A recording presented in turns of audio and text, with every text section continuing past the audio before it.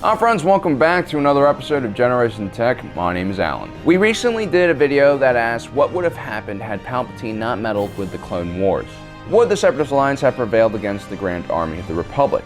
One of the key parts of my argument was how cost-intensive the Clone Trooper program was, especially compared to the Separatist Alliance's legions of droids. Now, since there isn't a lot of information, both canon or legends, about how much war material cost during the Clone Wars, a lot of this discussion is going to be theoretical.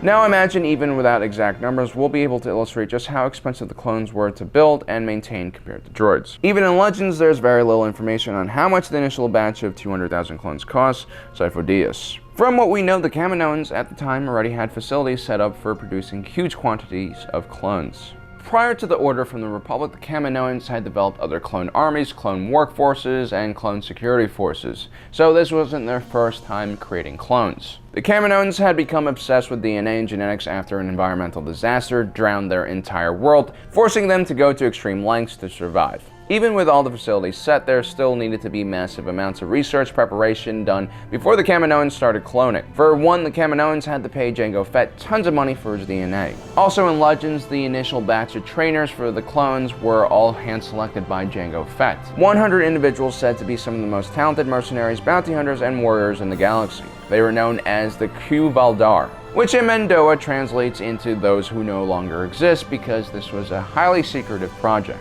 If these were some of the best individuals in their profession, then Jango must have offered a lot of money for them to completely cut off ties with the world and join a secretive program for almost a decade.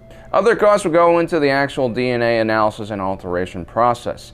There were several batches of clones that were created and discarded in Legends. Sometimes they were mentally unstable, others had physical defects, and some were just way too individualistic and aggressive. The clones that weren't discarded from these experimental phases oftentimes joined special forces as ARC troopers or commandos. There is no information to explain how much all of this costs, but this is just to keep in mind that there was a startup cost to create all these clones.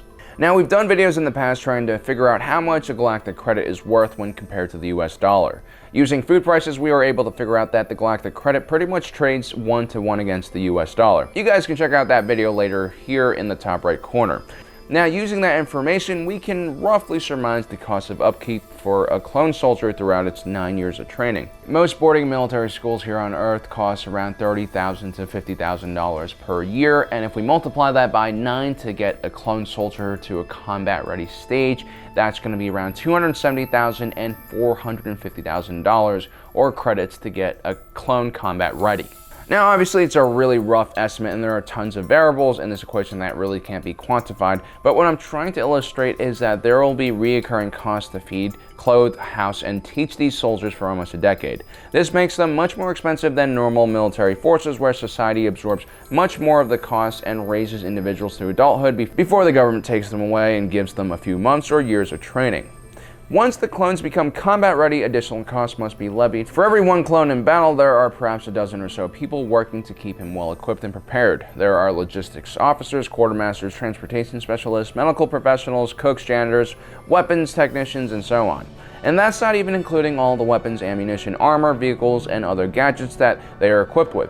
It's estimated that it costs the US military anywhere around $850,000 to $1.4 million a year to keep a combat soldier in the field.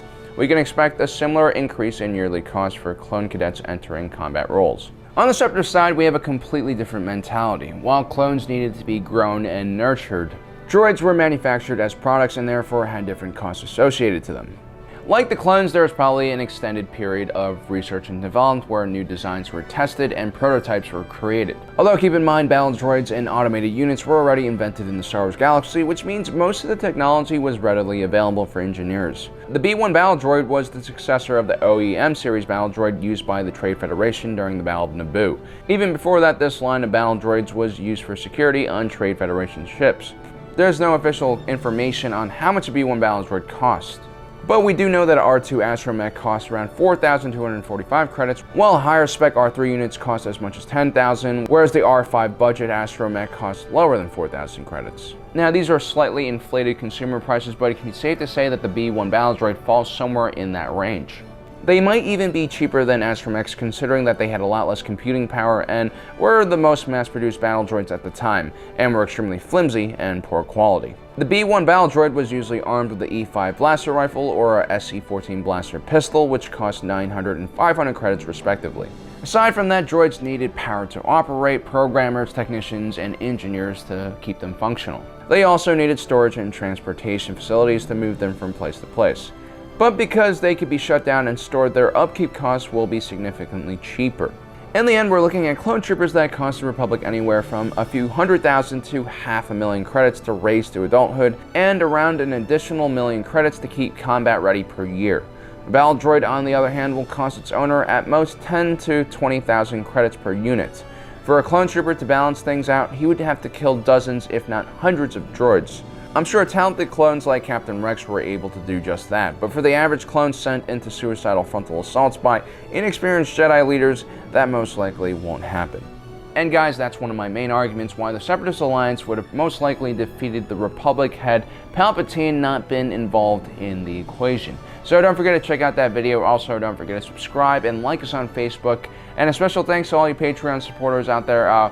With your continued support, we're making some really exciting moves that hopefully will increase our productivity and the quality of our videos in the upcoming months. Stay tuned for more information on that. Well guys, thanks for joining us today. If you're watching this, you are Generation Tech.